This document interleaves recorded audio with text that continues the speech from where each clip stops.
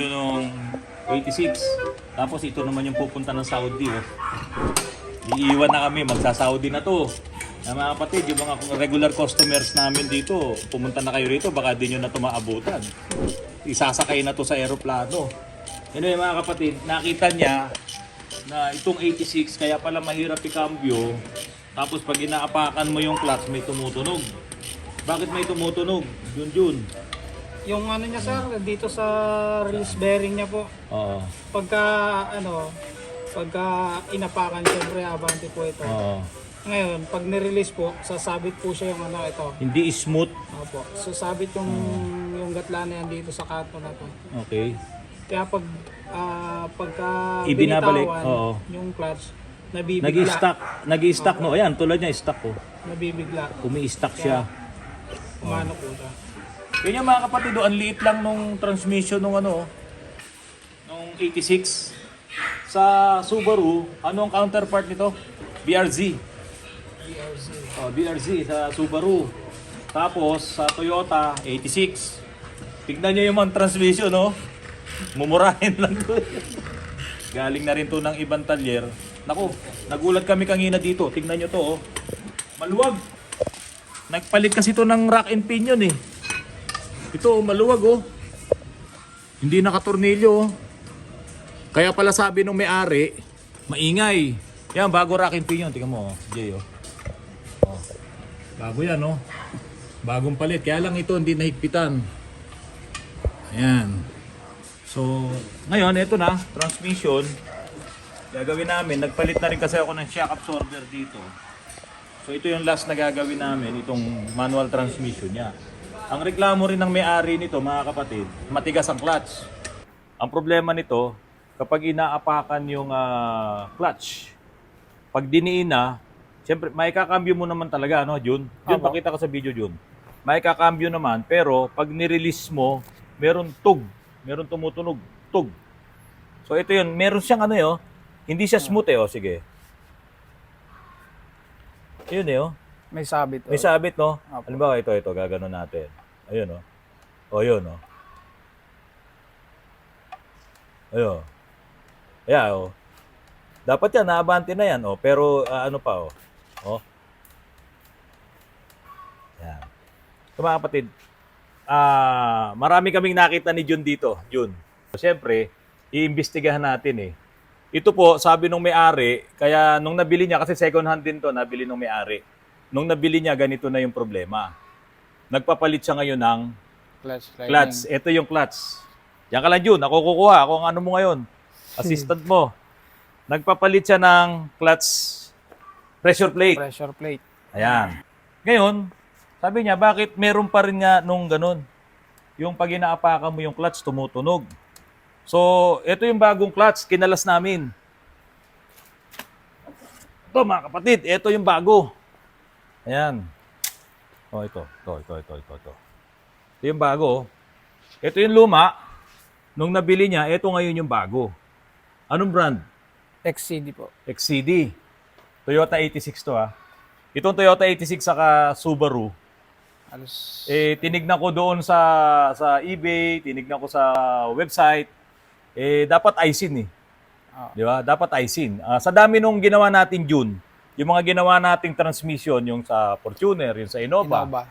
Pag kinabitan ng XCD, nagkakaproblema. Opo. Di ba? Yun nga yung Hindi po tumitino yung sasakyan. Hindi matigas yung clutch. Same ganito, medyo may problema. Ngayon, so pinalitan ng Aisin, palaging pangatlo kami. Palaging pangatlo tayong gumagawa, no? Opo. So pinalitan ng Aisin, replacement, ganun pa rin. Pero nung nagpalit ng original, wala na pong problema. So ibig sabihin dapat original. Opo. So yun din naman yung nasa isip ng may-ari. Di ba? Kaso, ayaw niya lang gumastos ng malaki. Hindi, original. Ito nga, ito nga yung box niya, mga kapatid, bumili siya, original. Lapit mo. Original. Binili niya to. Siya na lang magsabi kung saan niya binili to. Pero original, ito ang box. Pero laman? Ito. Ito yung laman ng box. XCD. XAD ang laman. Ngayon, hindi ko sinasabing hindi maganda yung XAD.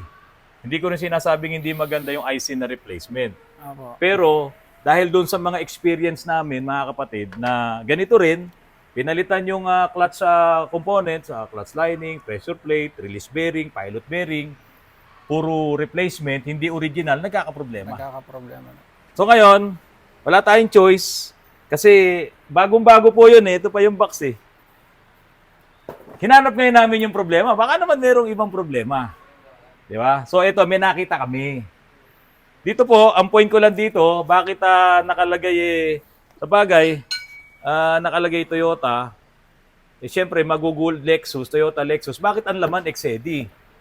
Yun lang hindi ko po alam. Yun lang hindi ko kaya ikaw, kaya mo ba ipaliwanag? Hindi. Kasi pag bumili po kami ng tulad yung binili namin, nasa box din, Daihatsu. Kasi ang may-ari ng Daihatsu, Yung Toyota. Ngayon, hindi ko alam kung ang may-ari ng XAD, Toyota rin. Hindi natin alam. So, kayo na pong bahalang magano. Pero hindi ko po sinasabing hindi maganda yung XAD kasi yung mga Isuzu namin dito, puro XAD Puro yan eh. Basta Isuzu, XAD talaga. Okay, ngayon, eto na po. Nakita namin to. Ayan o, bumabara-bara o. Ayan o. Kung ordinaryong lang, ayan, bumabara doon o. O, ayan, tinutulak ko, palalakasin ko po yung tulak ha. Oh. Oh. Oh. Ngayon, papalitan po namin yung fork nito. Meron tong fork. Nasaan yung fork? Ayun. Ito bago to, mga kapatid. Ito. Ito bago. Nung nakita namin ni Junjun to, mayroon silang pagkakaiba nung nakakabit dito. So, tanggalin mo, isang mabilis, Junjun. Tatanggalin namin, papakita po namin sa inyo. Mabilis lang naman eh. So, mga kapatid, sa clutch po, sa manual transmission, tulad nga po ng mga nauna kong vlogs. Mga kapatid, dito sa clutch, geometry po talaga to. Kapag ka may konting pagbabago, may konting problema sa sukat, millimeter nga lang po eh. Habang numinipis ang clutch mo, tumitigas. Kasi nga po, nababawasan na yung lining, nababawasan na rin yung kapal ng pressure plate, nababawasan na rin yung kapal ng flywheel. Pati yung pivot ball, nababawasan na rin yun ng portion. May wear na rin yun. So, nagkakaroon yon ng problema, tumitigas ang clutch mo. So, ganun po yun. Ngayon, dito po, ito. Pakita mo nga, Junjun, ito magkaiba. Pag itinayo po namin to dito, tignan nyo kung sino ang mas mataas. Ayan. Mapapansin nyo po, ito, pagbalik rin natin. Hindi, huwag mo balik dyan. Ayan. Kasi halos yan yung magkaano eh. Ayan. Sino po mas mataas, mga kapatid? Mas mataas to, no? Okay, baliktarin ko to. Ayan. Ngayon mga kapatid, pati dito sa sukat nito, iba po eh. Ito, mas mataas to. Ayan, tingnan nyo. Mas mataas yun. Ibig sabihin, mas mahaba po ito. Okay, pati dito, pag pinagtapat, hindi sila tapat na tapat. Ngayon, ikakabit namin to dito. Titignan natin kung meron pa tong ugtol. Kasi may ugtol eh. Yun nga po yung sinosolve natin eh. Kapag inaapakan yung clutch pedal, ito yun, itinutulak yung fork, merong gumagano, parang pinipigil. Tapos may tutulak mo rin naman, kasi nga dahil hydraulic din naman yung nito, yung gamit ito, hindi siya kable, lulubog siya. Yun nga lang, pag binitawan mo, tumutunog. Yun nga lang, ang problema din doon, kapag nagtitimpla ka, yun mahirap, di ba? Kasi bumabara yun eh. Bumabara. Kaya ang nangyayari ito, ina-adjust dito ng mataas para lang hindi niya abutin yung ugtol na yun. Kaso para sa isang sports car, hindi pwedeng mataas yung adjustment mo ng clutch mo. Di ba? Dapat yan, isang mo lang, bitaw na kagad, under na kagad eh. So ngayon, ito, babalik namin. Yan. So, doon nga po, millimeter lang sa inyong transmission, manual transmission. Pag numipis yun, magkakaroon talaga ng problema. Yung problema na yun, unti-unti yung lumalaki dahil habang numinipis ang lining mo, numinipis ang pressure plate mo, tumitigas ang clutch mo. So, bago ang release bearing, bago rin yung aming friction material, yung lining, clutch lining, XAD, bago rin yung pressure plate. So, dapat sana walang problema. Yun nga lang, mukhang ito ang culprit eh.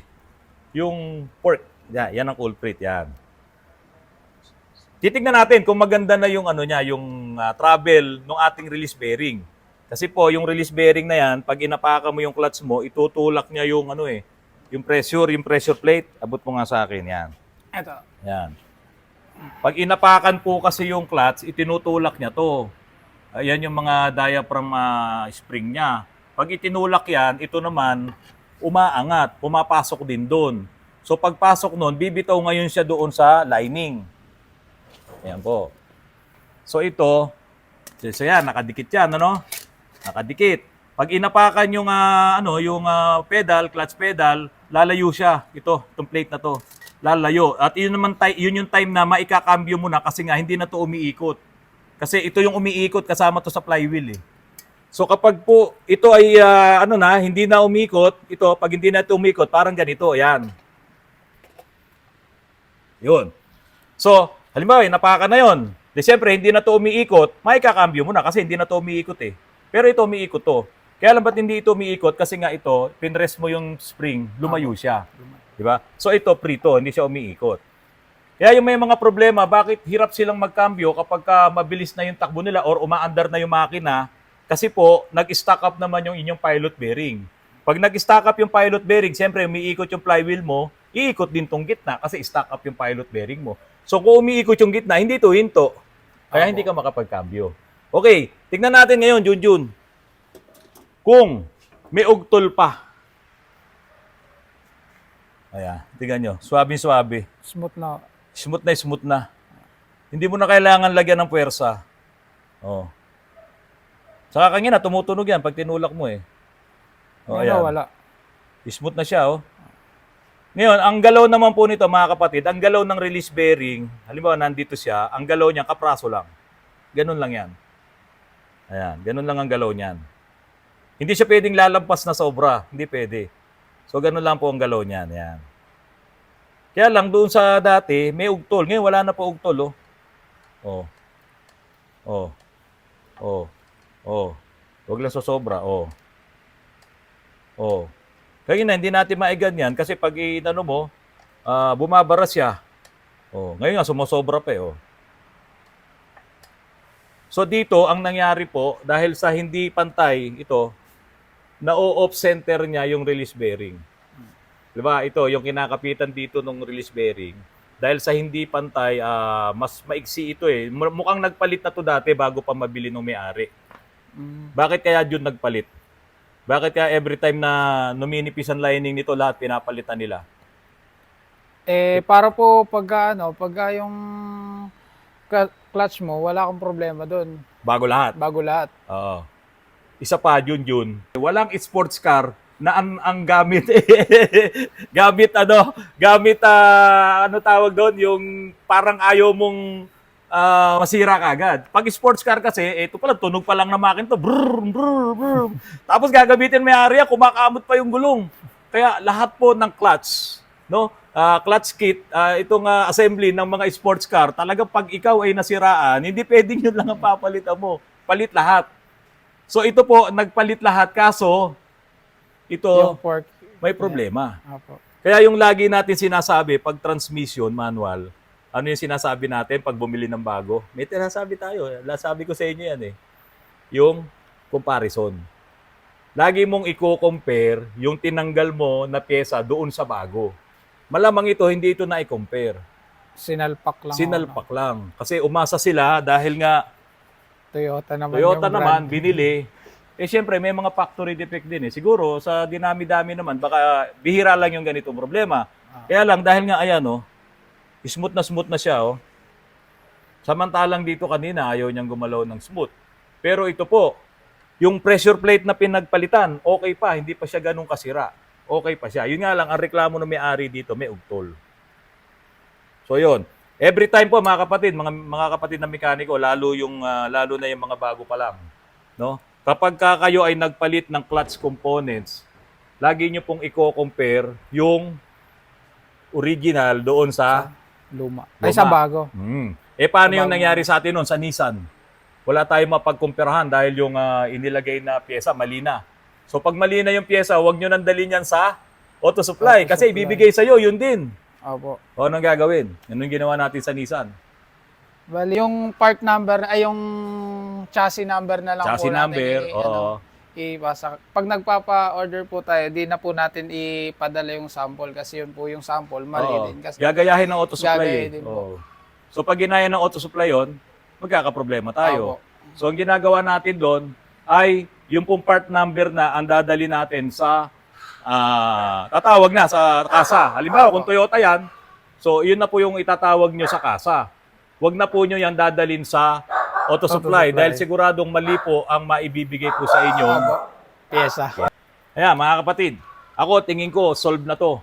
Kahit pa sabihin natin na Exedion, wala na tayong magagawa, yung mamahal ng pyesa eh. Diba? O, dinala naman dito, umaandar yan mga kapatid. Kaya lang matigas nga yung clutch. Tapos may ugtol. So, paring Junjun. Ayan, paring Junjun. Anong gagawin mo ngayon dito? Ito. Ayan, o. Anong gagawin mo dyan? Syempre po, lalagyan na po natin nung Bago. nung papalitan na po yung pivot ng yung dati. Papalitan na po natin nito. Tapos Oo. lalagyan na po natin ng Magic. magic washer Magic para washer. hindi na po siya tumigas. Oo. Ang Hindi magaganda na kasi matigas yung yung leverage, clutch. no? Lalambot yan eh. Pag nilagyan mo kasi yung leverage eh. Kaya ganyan yan. Itutulak kasi ito pa konti ng ganun eh. So pag tumulak ng konting ganun, ito parang inaabante niya ng konti yan. Kaya lalambot yan. Parang duyan, parang siso. So yun ang trabaho ng magic washer. Mga ano lang, mga 2 mm lang siguro. Apo. Yan. So mga kapatid, ito solve na to. Nakita natin yung problema dito sa fork kasi hinihila niya, ino-off center niya to eh. Kaya nagkakaroon ng higpit. So ngayon, hindi na siya na-off center, saktong-sakto na yung fork, yung galaw niya. Mukhang ibabalik mo na to bukas. Apo. Balik mo na to bukas. So saan mapunta mo? Ha? Mag-a-abroad na to, kaya Sa hanggat Amerika. nandito to, mga kapatid, ha? Pupuntahan nyo. Dito, nagpapaalis talaga tayo dito. Pero dapat papunta sa abroad, hindi yung alis na papunta sa kanilang bahay. Kaya mga kapatid, para po sa inyong lahat, ito po ang aming ibinahagi sa inyo. Magandang gabi po sa inyong lahat. O Jun, magandang gabi ka. Gandang gabi po. Ayan. Mga kapatid, may nagbigay sa amin ng kambing si Sir Anton.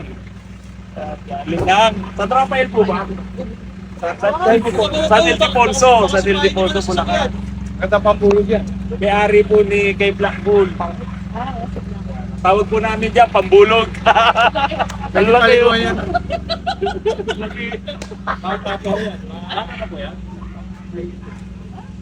Mas malaki pa kayo rin. Pambulog. Ayan o mga kapatid, may pambulog na kami dito. Pwede ba yan sa kasama ng mga bully? Kasama ng mga bully. So kahit po native, pwede bulogin niya. Gaganda nga native pagka napulog kasi lalaki siya. Kahit Magiging anak niya, gaganda. Malaki din po. Siguro 50% ang ilalaki niya. Ito po, lalaki pa po yan. Oo, lalaki pa ho yan. Bata pa ho yan eh. Galing na sa Ildefonso, Bulacan. Ano mo kasi? Kamukha na ako. Pati tayo ka ba? Kaya lang yung ama niya, malaki talaga. Malaki po. Hindi po nanunumag yan. Kasi bata pa to eh. Bata po, lapasungay eh. Yung tatay niya, nung inalagaan ko, maliit din eh. Nung 2 taong gulang, ang laki. Opo. Ibig sabihin sa lalaki pa po yan? Lalaki pa yan. Pag tumayo yan, sinlaki mo. Tulala. Sa picture ni ni Kuya Anton na na Yung pag nakatayo, tumayo. oo, mas matangkad pa sa kay Sir Anton. Ano po kinakain niya, Kuya? Labo lang po. Wala pong sunga yan. Magkakasungay po yan, sir. Hindi na po. Marco, pag tumayo yan, mas matangkad pa siya. Kaya bibitawan ko kapag hinahabol ako eh. Hindi, mabait yan. Abay po. May katabi na siguro sa kwarto. Dapat maibili ko ng isang native, ano po? Bili ko na isang babae. Kahit 4 na native. 4 na Buntis native. natin. Kaya yung buntisin, kasama niya hanggang 20. Talaga po? Sir Anton, salamat po doon sa ibinigay mong kambing ha. Yun, naalagaan namin. Bibili pa ako ng native. Okay ba native? Na kambing ha? Oh, kambing.